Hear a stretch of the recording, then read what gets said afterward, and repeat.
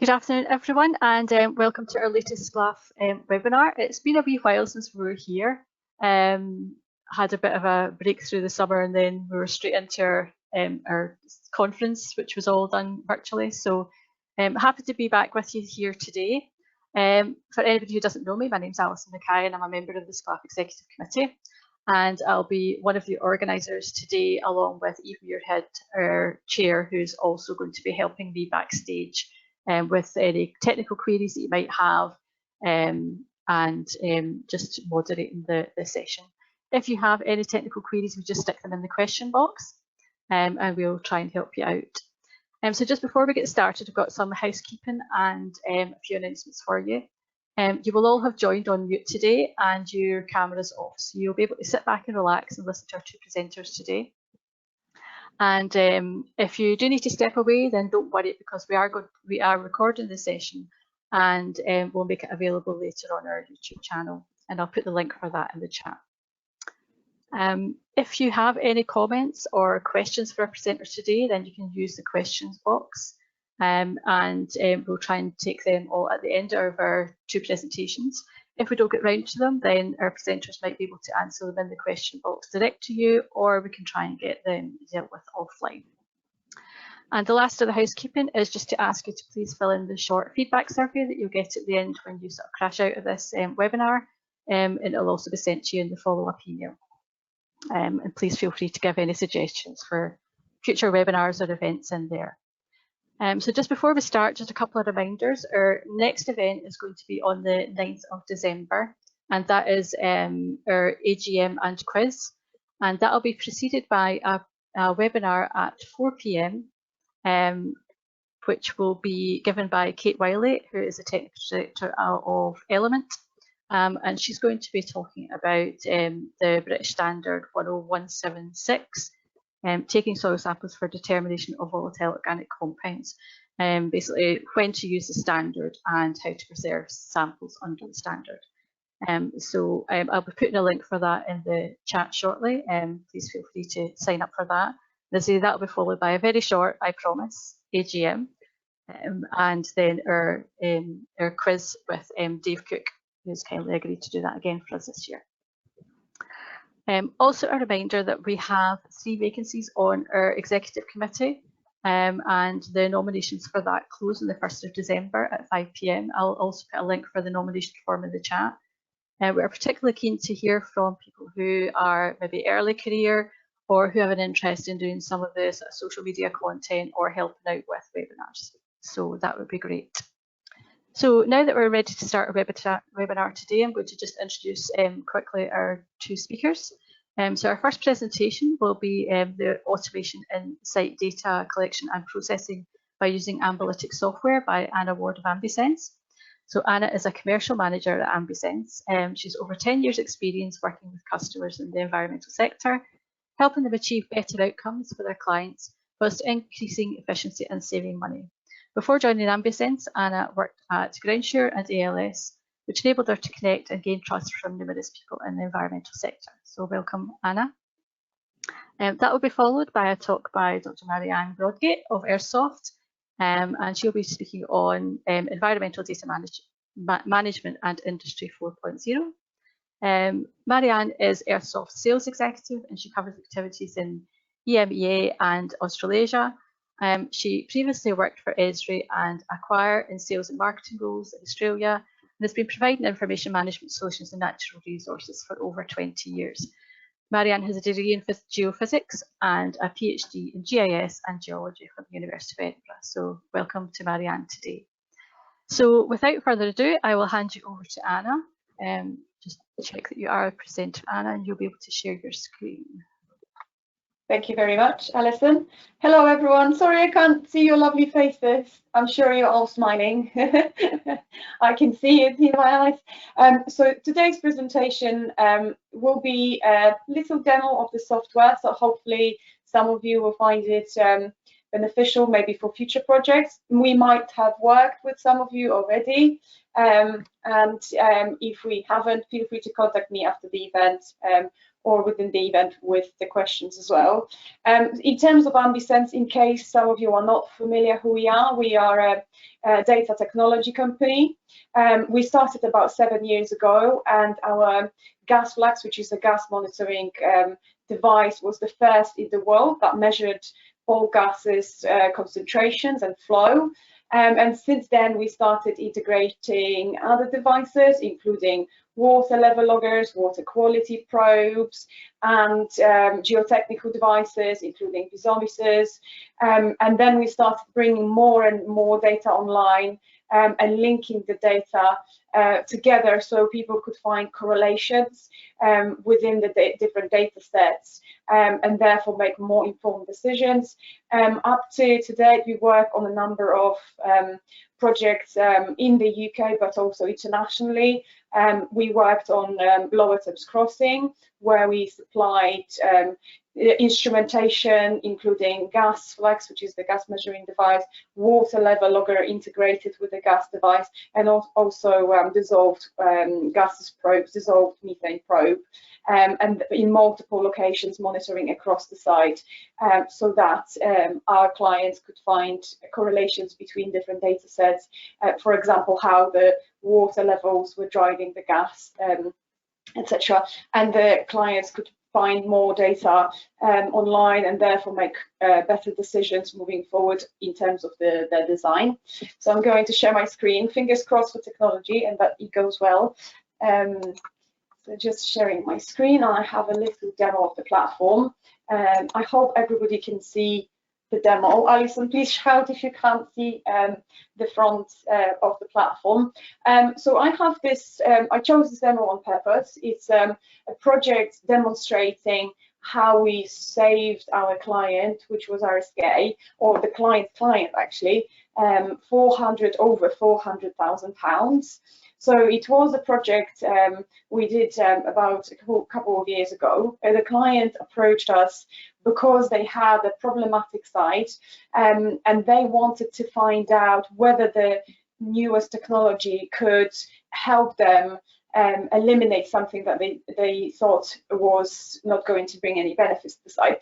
So just to give you a little bit of an overview, this is an old landfill, and the client was essentially going to build a residential development on this landfill. However, the local authority had concerns because obviously, as you can understand, there was a potential gas risk and off-site receptors to the nearby village. So the client wanted to monitor the gas along these locations. However, they also, the local authority suggested they put a cut-off trench, a venting trench, essentially, just because they were worried the gas will migrate, as I said, to the off-site receptors. So the client decided to build an embankment over here to simulate putting foundations, and there was a geotechnical device measuring surcharge. And then they wanted to monitor the wells which were close to the embankment. So that's NW1, that's well number 1, 2. The names are from the client, so as you can appreciate, everybody uses different names, 1, 2, 3, 4, 5, etc., etc. So essentially, the client wanted to find out if building an embankment over here would mean that the gas will be spreading as far as the off-site receptors and the village over here. So the thesis was that even though we build the embankment here, the gas might spread out to the nearest couple of locations, but not as far as this, and therefore the cut-off trench, which the cost was estimated at about £400,000, would not be required. So the client started monitoring. We helped them install the ground gas equipment, and then we provided data in this analytics platform. The platform is always connected to the weather data, so we always tap into the nearest weather station. We use something called AccuWeather, the weather channel that's very accurate, and the data is always displayed here. As you can see, you can add your GIS nodes over here. You can add images as well if you have any from your site. And there is also a download all button, so you can download your data at any point in a CSV format. I hope this makes sense and I'm giving you the right information here. Feel free to ask questions later on. But essentially, that's how we work with our clients. They come to us sometimes with problematic sites where the technology could work in their favor and do things that maybe weren't possible a few years ago because the technology wasn't as good. So then you have a few options. So Amblytics essentially is a data analytics platform. So it's not just a simple dashboard displaying data. It looks for correlations. It looks for patterns. It has a forecasting module, and it looks for predictions as well. So the more data you feed into the platform, the more it will focus into the future. So the first graph I wanted to have a look at is a time series plot. Some of you might be familiar and maybe spend hours, endless hours, analyzing standard spreadsheets and CSV files, trying to put the plot together, particularly if you do it with a handheld device and you've got sporadic data from sites. It's always obviously you always get much more data monitoring continuously. So this project was the monitoring was over two months, and the client obviously had a lot of data to look at, but we make things easier for them, so we can help them choose the data set and help them display data in a format. I've already preloaded this graph because my internet connection is slow, so apologies for this. But essentially, this is well number 1 and well number 2. So two wells, the closest wells to the embankment, and on this axis you can choose whichever parameters you're interested in. So as you can see, we recorded quite a few different parameters. So essentially it's entirely up to you, depending on your analysis, depending what you're looking for. You can choose from all these parameters here, including the weather data, and here you can also choose from as many parameters as you wish, and then put these together on a graph. The reason why I chose these two is because the client, like I said, was looking for a correlation between surcharge, so the settlements, the embankment being built, and the pressure onto the ground, and the ground gas coming out of the ground. So as you can see, at the beginning, the gas was kind of going randomly for quite a while, and then something happened, and something triggered the gas coming out of the ground. And then you can see how the gas then the gas concentrations were increasing, and the client then thought that's exactly what I was predicting. But then the client wanted to perhaps look at other wells and find out whether, for example, well number 3 was equally affected, and whether the well number 3 was also affected, and whether the gas was correlated with surcharge. So they wanted to find out whether well number 3, 4, 5, 6, and 7, etc., were also strongly correlated. I'm just going to close this.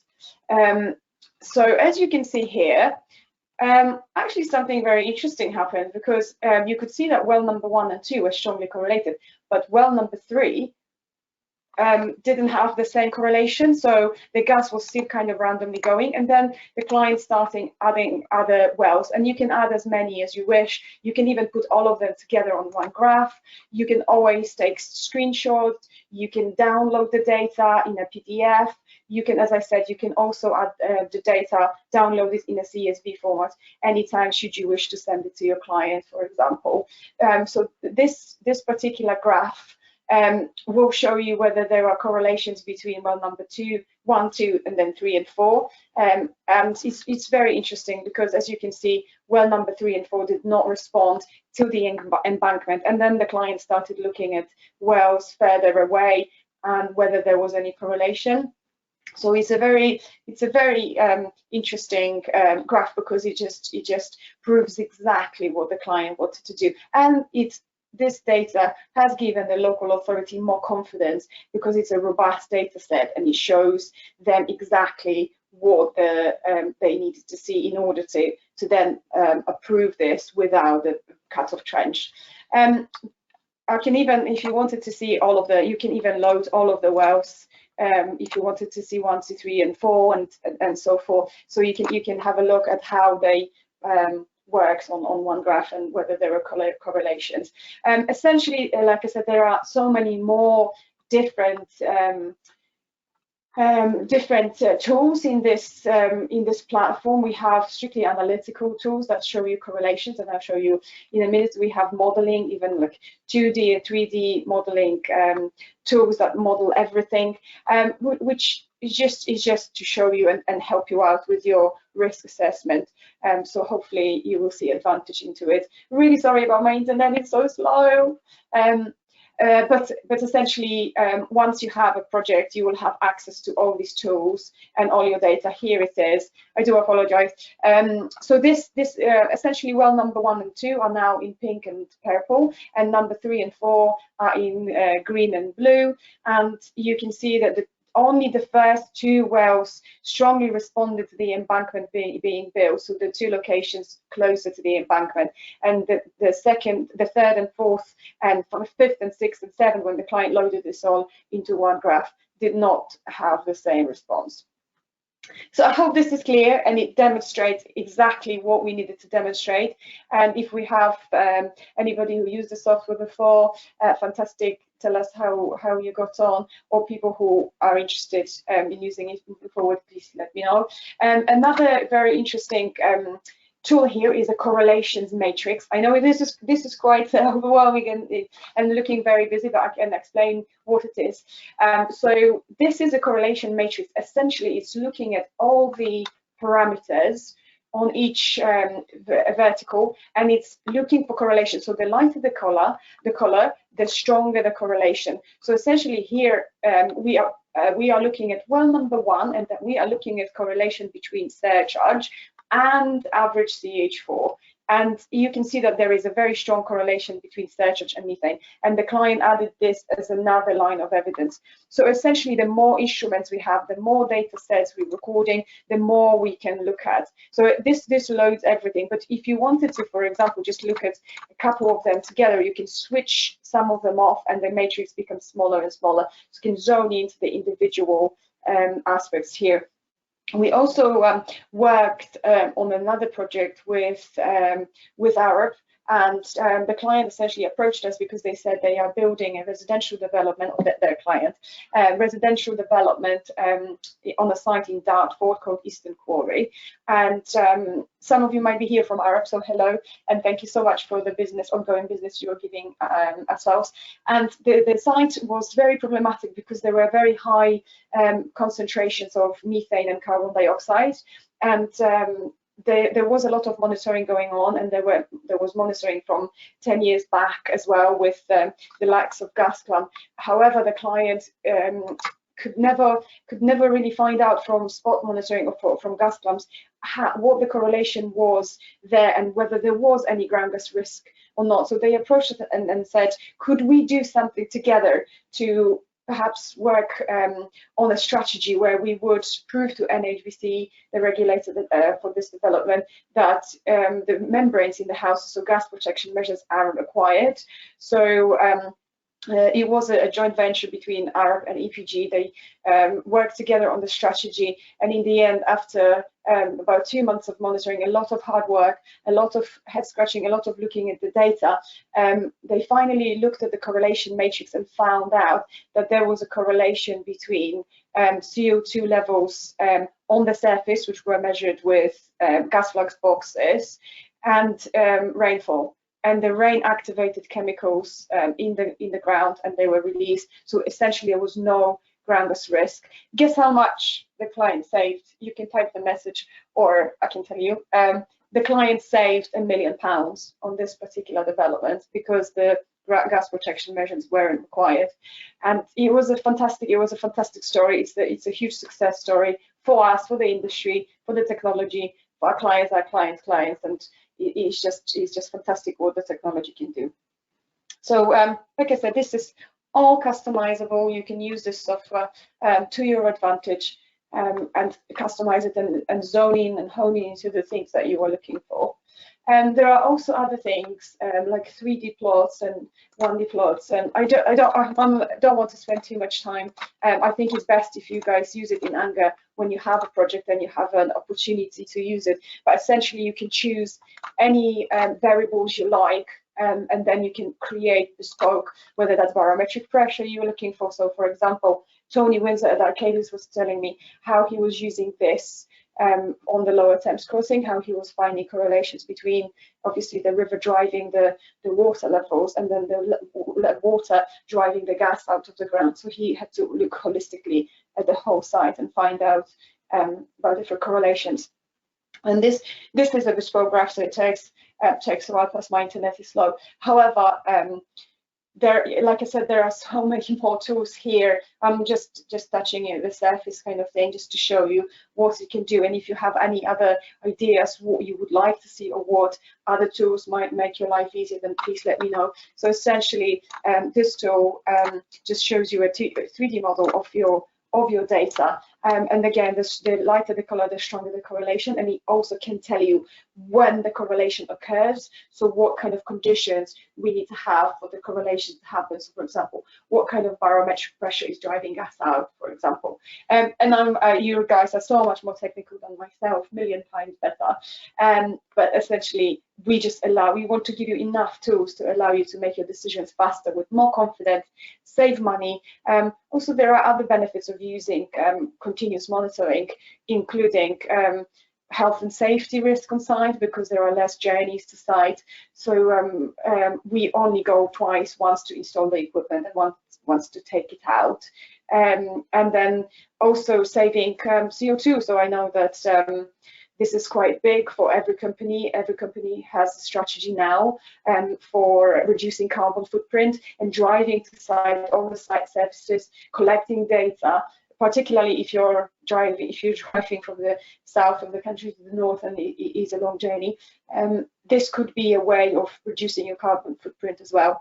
And the cost as well for the clients, the project delays associated with lack of data or not having correct data, because there are errors due to human interpretation of the way you collect data, the equipment you use to collect data, etc., etc. So hopefully we're here really to help out, to make sure, like I said, that you can make your decisions easier, faster, have better outcomes for the client, and save them money longer term and avoid project delays.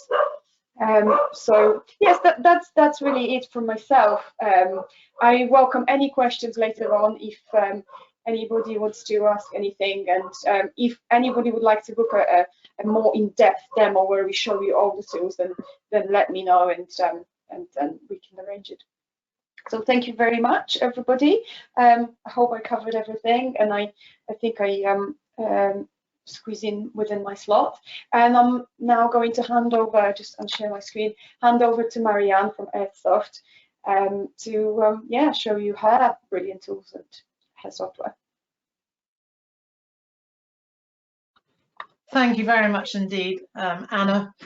And I don't know, can you see, maybe you could let me know if you can, what you can see on mine. Can you see the presentation, or?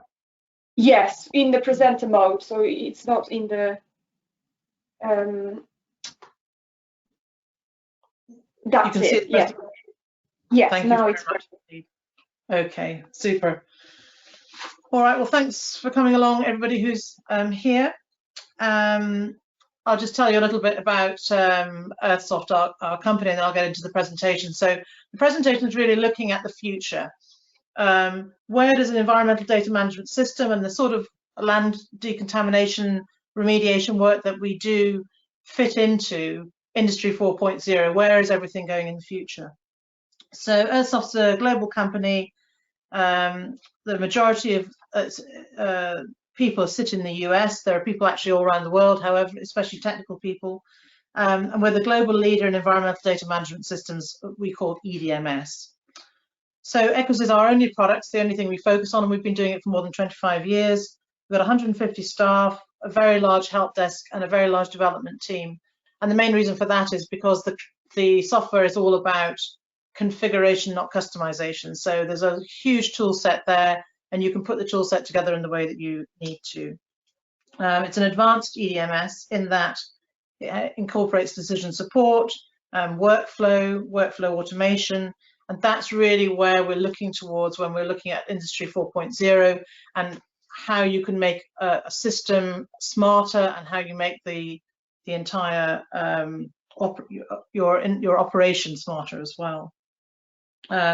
So we have partnerships with quite a lot of probably the people sitting on the call now. We have major business partnerships with AECOM, Antia Group, Arcadis, DDMS, ERM, Golda WSP, Jacobs, Ramble, and these companies use EQuIS across their businesses. They use them for their customers and they use them for their own data internally. And they are business partners because they're qualified to set up and use EQuIS competently. We also have obviously customers all around the world. So one of the case study I'm going to describe in here in terms of the Industry 4.0 is Dow Chemicals. We also deal with a lot of companies like BP, Shell, Cemex, and these organizations use EQuIS across their entire organization. So that's enough advertising, just so that you know that where we sit. So this slide sort of summarizes the way I like to do my talks, but what I realize is that that humor is not necessarily global, and some of my jokes are not necessarily ones that are understood in the US. And so this is a corporate presentation, so I'm going to have to go with the right-hand side rather than the left-hand side. Plus, with a forum like this, it's very hard to make jokes because you can't get the feedback from people about how well your jokes are going. So these are the 4 industrial revolutions. I don't know if you know much about an Industry 4.0 and what that means, but in context, the first industrial revolution, as you probably do know, is about mechanization. So it's the introduction of water and steam power and how that completely transformed the way things were operating. The second one was about mass production. So it's turning that mechanization in and making it smoother, making it a lot more standard so that things went faster and things could be produced more quickly. The third one, so that those two were sort of 1800s, and then the third one was the 1900s really, which was all about automation, using computers and robotics and IT systems to automate the production of goods and so on. And now here we are on the brink of the fourth one, which is about smart factories. So autonomous systems using the Internet of Things, machine learning, and so on. So this is a kind of summary of the sorts of components. I know the Internet of Things is what people often think about when they think about Industry 4.0, but there are quite a lot of other components to it as well. And this diagram summarizes what they are. So you've got cloud computing there, which adds a lot of benefits to organizations. You've got the Internet of Things where you've got sensors everywhere, and this is becoming a huge thing. And it was something that was talked a lot about in COP26, was putting sensors worldwide so that we can monitor all sorts of things all the time and really understand where we're at with our world and our environment. Big data is huge, looking for patterns and so on, advanced algorithms so you can make calculations and draw conclusions from things, automating things so that things can look, you can get real-time decision making. You can really see how things happen without needing people to do all that stuff.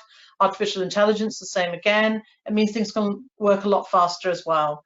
And then you've got things like smart sensors and sensor fusion so that you can do predictive maintenance and make lots of things much more efficient, not have breaks in transmission and operation because you're predicting ahead what's needed so you get continuity of service. So how does EDMS fit into all of this? So we've all heard about big data, data everywhere. But what can we do about it? So out of the vast amount of data collected, how can you effectively use and apply it? Data generation and the use of it is at the core of every decision made by every environmental department. And that means that the quality of that information is absolutely key. And so quality maintenance and quality systems need to be throughout the entire process, from data gathering all the way through to actually using the data. So how do we gather it to make sure we retain that quality? How do we organize it? Can we trust it? And how do we go about using it? An environmental data management system, a modern one, is used to solve these fundamental issues. So the modern EDMS, what does it comprise? It's a complex and robust system. It's made to manage all data sets associated with environmental programs, and there's a huge range from noise, sampling of lots of different things, streams, water of different sorts, oceans, and then you've got plants, flora and fauna, animals, noise, there's dust. There are so many different data sets that you need to be able to bring them together to be able to understand really what's going on your site or in your world. So the modern EDMS also helps with workflow, because many different groups are involved in any environmental workflow, from the field team to the people in the office managing the data, to those that need to be able to get different versions of the data to be able to look at it, whether they're doing detailed analytics in order to understand what's going on, or they're reporting at a higher level, or they're just having to prove compliance and make things transparent. It involves multiple stakeholders, multiple disciplines, and multiple regulatory requirements. So in order to make good decisions, we do need good data. And we talk about having a single source of truth. So having one database that's got, or a set of databases, but each of those is a single source of truth for the data that they are responsible for. Business processes and procedures must be enforced, because that's part of how you retain quality. And the role of data governance is absolutely key, and we'll talk a little bit more about that later. So the investment in the digital process quality is important here. So how does that fit in with Industry 4.0? Well, the 4.0 revolution has many names: smart factory, cloud-based manufacturing, factory of the future, smart manufacturing, digital manufacturing, but it should gain benefits from all these new things that are coming up: adaptive robots, smart valves, new sensing technologies, and autonomous smart control applications. All of these things bring added value to smart processes, and EDMS fits right at the center of that when it comes to land contamination and monitoring our environment. So if we bring these things together, any modern EDMS must incorporate the input from smart sensors, from the Internet of Things and the devices, must have automation parts. It must contribute to the big data pot, where lots of things are being looked at to make assessments and monitor how an organization is performing, or how a place is being managed and developing. It must incorporate cloud computing, and also things like advanced algorithms and AI to help make decisions and make sense of data very quickly. Now, this all links in with Scottish Government's digital direction. So Scottish Government has recently published their policy on where they're going in the future in a digital, so it's Scotland in a digital world, a changing nation, how Scotland will thrive in a digital world. It sets out the role digital will play in our recovery from the coronavirus, and how we can work together to enable Scotland to fulfil its potential, facing the challenges and opportunities digital brings, and ensuring societal and economic well-being of people and country. So things like Industry 4.4 sit at the heart of where they're going to, where Scotland's going. And this, we need to think about then how this also impacts on our global organisations. So if you think about things like companies like BP, INEOS, places like Grangemouth, these are all global organisations that are going to be impacting on global change. We've had the COP26 talking about all of these things, and the importance of things like contaminated land, about how we use our land, about how we remediate these things. And it's not just the impact of the corporations on the land, which is all the stuff that all of you are dealing with at the moment, but it's also the impact of the climate on the corporations, because as time goes by, you're going to be having increased flood risk. We're going to be having changing water tables. So contaminants in our soil and our rivers are going to be moving. So keeping an eye on all of that and bringing the information together and making it available to all the right people is going to be absolutely key in how we observe this. So the case study of an organisation which is thinking ahead in all of this and how they're going to be using their environmental data management system to fulfill this Industry 4.0 vision is Dow Chemicals. So I don't know if you know, you probably all know Dow Chemicals, but it's there are 138 active facilities across the US, Canada, Mexico, Colombia, Germany, the Netherlands, all sorts of countries, UK included, South Africa, New Zealand, and Japan. And they chose to look at this 4.0 thing. There's several things on on various websites, including theirs, about how they went about doing this, if you're interested to look. But I'll give you a bit of a summary here from an EDMS perspective. The remediation technology team wanted to have a centralized data access for analytics so that they could do the sorts of things we're talking about here. Allowed them to standardize data loading formats, automate the data delivery process, and basically they decreased their reporting cycle time by 50% as part of this work. So this was their initiative. This is the picture that they used about how they were doing what they were doing and all the different elements. So you can see there right at the base, physical and cybersecurity absolutely key in all of this. And mature systems need to incorporate all of this fundamentally. And then you've got all the other standard things in there, but visibility, agility, reliability, and innovation were at the top of all of the things that they were focusing on here. So the business of the sorts of objectives of data governance. So data governance, of course, is at the heart of all of this. Without good data governance, you can't realize your Industry 4.0 dream. So they managed to decrease costs across their portfolio. That was one of their objectives. They did this, they thought they can do this by maximizing automation of data collection and processing, clearly defining consultant expectations and responsibilities. And that's where data governance comes in. It's not just about the technology you're using, it's about how you go about putting the accountability and the responsibilities in place and having those as part of people's job descriptions so that you can be sure that across all the different multifaceted parts of your business and all the people involved in the different roles, the thing is going to be working well. It's also about minimizing risk, so enforcing quality and ensuring defensibility at every step so that everything you're doing is transparent and visible and reportable, if you like. So compliance, essentially.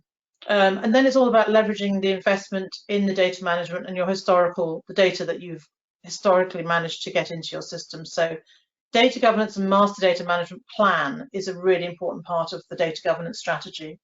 It allows for integration of data across the business and particularly linking up things with like financial and health and safety systems, because all of those things contribute and matter. If you want to be able to really optimize things, you need to be able to link in things like your financial data, you need to be able to be managing your risk well, and all of those systems interface with an environmental data management system.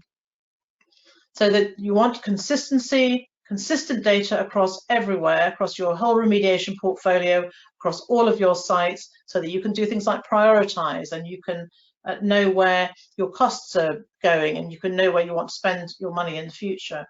And it's a prerequisite really for descriptive and predictive analytics. So you can also look at what-if scenarios. So the objectives of data governance and data management for them was to standardize the workflow across the Dow portfolio. If you look on the right-hand side, you probably can't read that diagram. I can't either, actually, but it's what we call a swim lane diagram.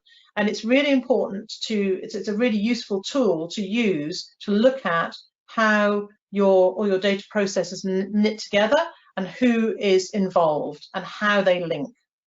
And once you have something like this, then you can start to automate and put all the parts together. So on the different swim lanes, which go left to right, if you like, you can't really read it, but those basically say the remediation lead on the top level there. You've got the project managers on the next level down. You've got the data managers of your EDMS in the wide part there, and then you've got things like your project staff.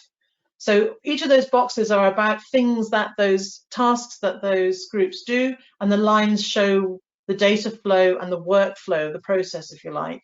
So something's initiated at the top there, the project manager can then plan the project, get everything set up, get that all set up in the database. The data, then it can go to the project teams. They might be going out in the field, they might be the lab doing some measurements and analytics, and then you can see therefore what part everybody plays. You can work out what their roles are, and you can look through how all the data standards and the process standards apply to them in their different roles. So it's a very useful way of starting to really bring things together and make them more efficient. So it's well-defined, clear responsibilities. I think that's Raki is one of those terms: responsibility, accountability, consulting, and informed. So people have all the information they need about their job and what's expected of them, as well as about the information that they need to be able to get hold of. So this facilitates data merging from both EQuIS, so EDMS if you like, environmental data management system users, and those who are not actually hands-on on the environmental data management system, but are going to be involved in some of these processes. So this also supports improved communication, so cascading information both down and up. And of course, a lot of it goes up. So the people on the ground in the field who are looking at the brownfield sites and the contaminated land and so on, they will be there'll be people collecting data, there'll be people who are looking at the data, there'll be people who are reporting on the data, and the people at the top who just need the summary. They don't need all the details, but they need to really understand what's going on across all the sites. So it facilitates all of those different levels of knowledge and information gathering and reporting. And you can have dashboards that allow you to look at the data that's relevant to you and your job role. So basically, Dow managed to achieve a number of those goals that they set out to achieve. So they had cloud computing. EQuIS can sit in the cloud, as it turns out, but an EDMS that sits in the cloud is what they wanted and they got. They managed to have big data happening in that they had access to all the 138 facilities, consistent data across all those facilities in one single source of truth. They could automate their environmental data workflows, so everything from setting up programs, cascading that information to people in the field. All the compliance stuff goes through the workflow as well, goes to the lab, the laboratory. It's also a key part of the process, and then they feed back into the database. And at each step, the quality and all the key components that you need to manage the data quality are all in there, and the compliance, the chain of custody, essentially. The Internet of Things was all plugged in, so the smart sensor data could go in. You can either get it going straight into the database, depending on the sort of sensor, or it can go through something like a SCADA system, which your EDMS will link into. And the SCADA system can do a lot of the work on its predictive maintenance and alarm systems and things like that. And the EDMS can then contain the data so that you can do predictive assessments and look at what happened and look at the situation you've got on your site in a more leisurely fashion, if you like. So you can do things like predictive. So the observations and measurements, that's what O&M are, data to direct support tasks. And then things like advanced algorithms, which allow you to do visualization and reporting and a whole lot of other stuff automatically. So if you have a monthly report, can that report be produced automatically, unattended, if you like? So where do we go from here? We've had the COP. We are looking at Industry 4.0. How does what you do fit into this? How does what you do for your company or other companies, if you're a consultant, fit into all of this? So thank you very much for your time. I think we can go into questions now.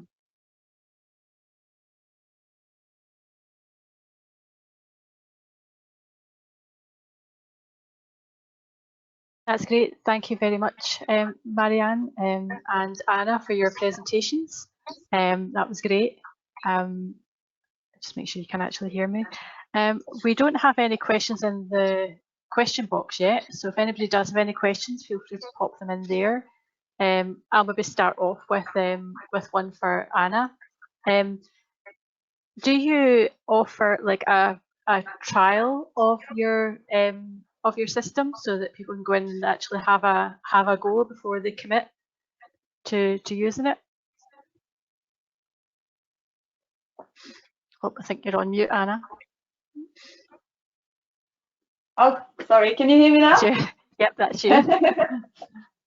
No, we don't. The simple answer is no, we don't offer trials. The reason is because the equipment has been on the market for a long time. We tested it. We know it works. We know the data is reliable. It's robust.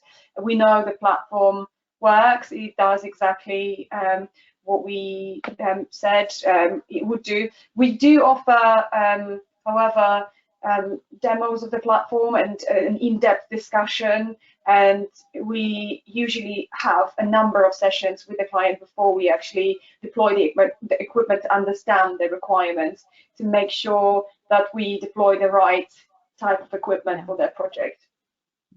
So and do you have to use your equipment to gather the data if you just want to use the analytics tool? No, that's a great question, actually. If a number of our clients actually have their own equipment, and very often we have an agnostic type of modem that we can attach to their equipment and send data off the cloud. So again, it's a matter of triple checking what type of equipment it is, what model it is, whether it would work with our platform, etc., etc. And I think very often everything's compatible, but it just depends on the client's requirements. So we're happy to talk, and also the platform can ingest historical data. So if you have years and years worth of data, but you can never find any patterns in it, or it's very difficult to organize it and make sense of it, please get in touch as well. We could potentially put it into analytics and find out if there is anything we can do to help you within the data manipulation and the analytical tools as well. Brilliant. Still don't have any questions in the chat. You must have done such a good job, both of you, in your presentations. Marianne, I'll maybe just ask you, is there a sort of tipping point in terms of the quantity of data before it's worth using sort of like more sophisticated data management tools, do you think? That's a great question, and I think that there is. I mean, I think if you and it depends on the size of your organization and things like that as well, because some of these things are a big investment, and I don't just mean financial, they are a significant financial investment, but in order to have people with the right knowledge, you need to invest in those sorts of resources. So you need to be able to get your return on investment, essentially. And if you're a largish company, if you've got significant, different kinds of parameters that you're measuring as well, then of course it is well worth it, because you'll save yourselves lots of money on and also the whole compliance thing, just getting the right data to the right people, so that what you're doing is a high quality job, not something that you could be faulted in later when you realize that you weren't, you didn't have the right data for doing what you were doing, and also so you can show compliance. But yes, I think that there is I think a lot of it's to do with strategy as well of you as an organization. If you're the kind of organization that's thinking ahead and that really wants to do a quality job, thinking more long term, then I think it's the kind of solution that is really worth it, because it's a good investment which you see returns on year on year on year. I was interested as well in your triangle, in terms of getting the information and getting it to the top of the triangle. Does the top of the triangle reach as far as the general public, for example, in terms of the presentation of data? Oh, definitely. And in fact, quite a lot of our customers have a website. They have a portal, if you like, sometimes it's for the general public, and sometimes it's for things like regulatory organizations that can go in and just look at the data themselves. That's how transparent things are becoming. Yeah. I think it's really important actually going forward in terms of like, you know, where we go from here. You know, people are much more interested in the environment around them and what's happening.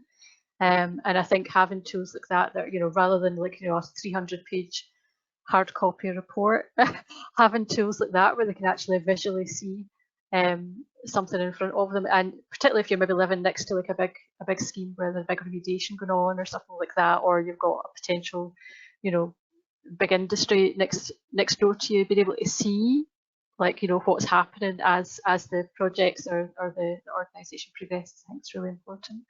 And I think that's the way things are going.